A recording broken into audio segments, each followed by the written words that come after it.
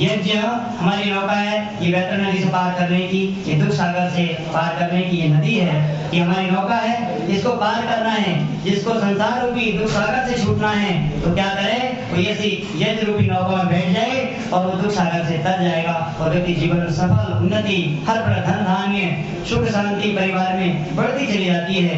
भगवान राम जब वनवास जा रहे थे, माता कौशल्या ने यज्ञ किया था। माता कौशल्या ने यज्ञ करके विदाई करी थी, क्योंकि यज्ञ का इतना महत्व है कि कोई व्यक्ति यज्ञ करके जाता है वो सारे काम बनते चले जाते हैं, कोई काम अधूरा नहीं रहता है। चाहे दुकान का उद्घाटन हो, चाहे घर का मुहूर्त हो, चाहे गृह प्रवेश हो, जन्मदिन हो, चाहे परिवार में खुशी शांति के लिए हो, धन धान्य के लिए आप कामना करना चाहते हो तो क्या करें, सबसे पहले विष्णु भगवान को यज्ञ को करें, क्योंकि यज्ञ में विष्णु, शास्त्र में कहा है यज्ञ का नाम विष्णु भी है। और जब विष्णु घर में प्रवेश होते हैं तो बताइए, तो लक्ष्मी साथ में आएगी नहीं आएगी? तो लक्ष्मी आएगी। लोगों ने यज्ञ छोड़ दिया, विष्णु भगवान घर में करना छोड़ दिया, यज्ञ का कराना छोड़ दिया, तो आप देख रहे हैं परिवारों में सुबह उठते ही लड़ाई झगड़ा चालू हो जाते हैं। लोग शराब पीने लगे हैं, गांजा पीने लगे हैं। मैं कहता हूँ शराबी व्यक्ति से एक छोटा बच्चा भी सुखी हो। हर व्यक्ति दुखी रहता है, गांव वाले दुखी रहते हैं, पर समाज दुखी रहता है। आज सब संकल्प लेकर जरूर जाएंगे, अपने परिवार को, अपने समाज को, अपने बच्चों को शराब और नशा से जरूर बचाएंगे। एक दो चार व्यक्ति जरूर जोड़ेंगे, इस संकल्प से लेकर जाएंगे आप। क्योंकि ये कहते हैं जब नशा घर में पहुंच जाता है तो कहते हैं वो घर को बर्बाद करके निकलता है, सब कुछ खत्म हो जाता है, धन दौलत, परिवार, पत्नी सब छूट जाती है। शराबी व्यक्ति कोई सम्मान नहीं करता है। कहते हैं जब ये अंदर चली जाती है ना, बुद्धि फिर बाहर आ जाती है, फिर बुद्धि से काम नहीं करता, वो किससे काम करता है? फिर तो वो उसे काम करता, शराब से काम करता है। वो क्या कहते हैं, और क्या करें, हम तो हमारे भोलेनाथ पीते थे भांग, हम भी गांजा पी रहे हैं। कब भोलेनाथ ने भांग पिया है? वो औषधि थी, वो एक औषधि थी, हमारे जीवन को, दुखों को दूर करने वाली थी। लोगों ने भोलेनाथ के नाम से, धर्म के नाम से कितना पाप अत्याचार कर रहे हैं। आप बताओ, जब भोले हमारी पत्नी परिवार में शराबी व्यक्ति से सुखी नहीं है, कि बताओ भोलेनाथ कैसे प्रसन्न हो सकते हैं? मैं कहता सरासर आप अधर्म कर रहे हैं। इसलिए भांग आदि पीना ये बिल्कुल हमारे शास्त्रों में विरोध बताया है। ये भांग आदि पीना है तो केवल औषधि युक्त के लिए, वैदिक शास्त्र के अनुसार आप प्रयोग करते हैं तो इसका आपकी जीवन की उन्नति होगी, आपके रोग दूर होंगे। लोगों ने भोले के नाम से कितना कर दिया, कितना पाप अत्याचार कर रहे हैं, और पूजा करने जाते भोले भगवान की और फिर आगे वही काम करते हैं, गाली देना, मार पिटाई करना, शराब पीना, मछली अंडे खाना। मैं कहता हूँ इससे बढ़िया तो आने ही छोड़ दो, इससे बढ़िया तो आने ही छोड़ दो, क्योंकि दुगना पाप कमा रहे हैं आप लोग, अपने आप को धोखा दे रहे हैं, भगवान को धोखा नहीं दे रहे। और भगवान सब जान रहा है कौन क्या कर रहा है, उसकी नजर से कोई नहीं बचा है। सीसीटीवी के अंदर से आप बच सकते हैं, पर परमात्मा की नजर से कोई व्यक्ति बच नहीं सकता। इसलिए कहा कि ये संसार का उत्तम और श्रेष्ठ कर्म है। तो देवताओं की पूजा, संगतिकरण और दान, कहा कि तीनों काम यज्ञ से होते हैं। इसलिए हमारे महापुरुषों ने यज्ञ को नहीं छोड़ा। ये जहाँ भी माता सीता जहाँ भी रही, भरतखंडी जहाँ भी रही, उन्हें यज्ञ नहीं छोड़ा। भक्ति करना, कीर्तन, योगाभ्यास करना, प्राणायाम करना नहीं छोड़ा। इसलिए आप सभी माता बहनें बैठी हैं, सब बुद्धिमती हैं, सब पढ़े लिखे विद्वान बैठे हैं। मैं चाहता हूँ यहाँ संकल्प अवश्य लेके जाएं। प्रातः काल सुबह शाम आप अवश्य ओम का जाप करें, गायत्री मंत्र का जाप करें, ध्यान करें, प्राणायाम करें, अपनी दिनचर्या अच्छी रखें और अपने बच्चों को शराब है, नशा है, गलत संगति से बचाएं। ये संकल्प से लेकर जाएंगे। सबसे बड़ी कोई संपत्ति आपकी है, माता पिता की वो संतानें हैं। यदि संतानों को बना दिया आपने, मैं कहता हूँ दुनिया बन जाएगी, हम सुधरेंगे, जग सुधरेगा, ये नारा दिया जाता है।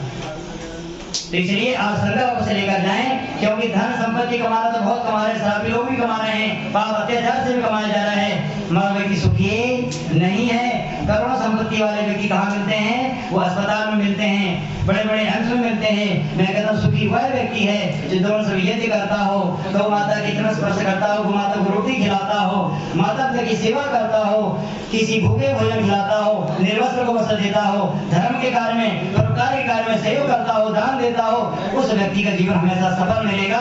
और वही व्यक्ति सुखी रह सकता है जो ये जाति परोपकार धन धान्य देता है, धर्म के कार्य की, धर्म की रक्षा करता है। जो व्यक्ति धर्म की रक्षा करता है, धर्म की रक्षा करता है। और एक शास्त्र चाणक्य ने यहाँ तक कहा है कि जहाँ जिस घर परिवार में, जिस राज्य में यज्ञ आदि नहीं होते हो, और स्वाकार की ध्वनि गुंजायमान ना होती हो, और जो यज्ञ करके धुआं हमारी जो छत हमारी काली ना होती हो, वो कहते हैं वो घर नहीं है, वो शमशान के तुल्य होता है। शमशान तुल्य गृहणीतानी, इसलिए कहा यज्ञ हमें अवश्य करना चाहिए। सज्जनों, इसलिए यज्ञ की बड़ी महत्ता बताई ईश्वर ने।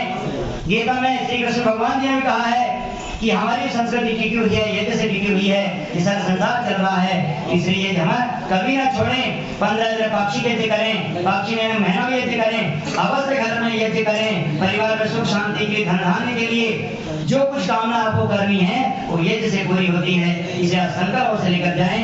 यज्ञ में पुनः हम कर रहे हैं, और आज हम यज्ञ कर रहे हैं। आप सभी को याद होगा कि आज गौशाला का शुभारंभ है और सबके हाथ हुआ है। सही हर बच्चे बैठे, जवान बैठे हैं, हमारे युवा बैठे हैं, हमारी बहनें बैठी हैं, सभी के आस्थान में हाथों से यज्ञ का उत्तम कर्म और शुभ कर्म होने जा रहा है। क्योंकि शास्त्रों में नीति का सीधा कह दिया वेदों में कि अपूज्य यत्र पूज्यन्ते पूज्या अवमानः त्रीणि तत्र प्रवर्तन्ते दुर्भिक्षं वर्णं भयम्। कहा कि जहाँ पूजन योग्य की पूजा नहीं होती, जिसको माता पिता की सेवा करनी चाहिए उनकी पूजा नहीं होती, और किसी और की शराबी की पूजा करते हैं, मैं कहता हूँ कभी सुखी व्यक्ति नहीं हो सकता। और कहा है गौ माता, हमारे 3 माता हैं, जननी जन्म देने वाली माता है, धरती माता है और हमारी गौ माता है। इसी तीनों की रक्षा करोगे, मैं कहता हूँ माँ का जो आशीर्वाद मिलता है वो उससे बढ़कर कोई दुनिया में है नहीं। हम वो भी करते हैं, हम कोई भी मंत्र बोलते हैं, उस माँ को याद करते हैं, जननी को याद करते हैं जिन्हें जन्म दिया था। जब लंका में जब रावण को मारा था, रावण का देहांत हुआ था, रावण को सब सेना के द्वारा, राम के द्वारा उसका हरण किया गया था, जब उसको मारा गया था तो क्या हुआ था? लक्ष्मण जी कहने लगे भैया राम से भगवान, अब ये लंका बहुत सुंदर है, बड़ी अच्छी है, हरी भरी है, क्यों नहीं हम इसको राज यहीं से करते हैं, राजपाट यहीं से चलाते हैं। मगर सज्जनों, भगवान राम कहने लगे कि लक्ष्मण, मैं मानता हूँ कि लंका बड़ी सुंदर सोने से सजी हुई है, बड़ी हरियाली स्वर्ग जैसा वातावरण है, मगर जननी जन्मभूमि से स्वर्गात भी करी थी, जन्म देने वाली माता और भारत भूमि से बढ़कर दुनिया में कोई हो ही नहीं सकता कि यह संकल्प लेकर अवश्य जाएंगे इस भारत माँ के लिए। आज भी भारत माता रहेगी तो हम जीवित रहेंगे, हमारी संस्कृति जीवित रहेगी और धर्म जीवित रहेगा, संसार जीवित रहेगा। और धर्म जिस दिन मिट गया, लोप हो गया, उस दिन तुम हम संसार से सब कुछ मिट जाएंगे, सब कुछ यहाँ पर भयवत हो जाएगा, सभी की भिखारी हो जाएंगे, सभी गरीब होते चले जाएंगे। और कहा कि वहाँ की छोटी सी कन्या सुरक्षित नहीं रह सकती है, और वहाँ का जहाँ गौ माता की सेवा नहीं होती, गौ माता की रक्षा नहीं होती, वहाँ कहते हैं एक का नहीं, राजा और प्रजा दोनों का नाश हो जाता है। इसलिए गौ माता में धर्म संस्कृति धरोहर है, इसको बचाना हमारा दायित्व है, हमारा वो तन मन धन से हम इस गौ माता की रक्षा करें। आप घर में गाय नहीं पाल सकते, आप जहाँ गाय पल रही है गौशाला में अपने हिस्से का तो जरूर दे सकते हैं गौ माता के लिए।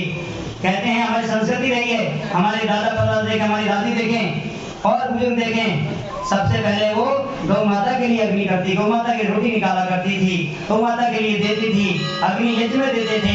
इसलिए हमारी धर्म से बची है, यज्ञ से बची हुई है, इसलिए आप संकल्प से लेकर जाएं। ये पूर्णाहुति चल रही है, इसमें थोड़े से बीच में आपको मैंने व्याख्यान के माध्यम से, उपदेश के माध्यम से, आशीर्वाद के माध्यम से मैं परमपिता परमात्मा प्रार्थना करता हूँ आप सब जो कामना से बैठे हैं सभी की कामना मनोकामना पूर्ण हो और यश कीर्ति प्राप्त हो।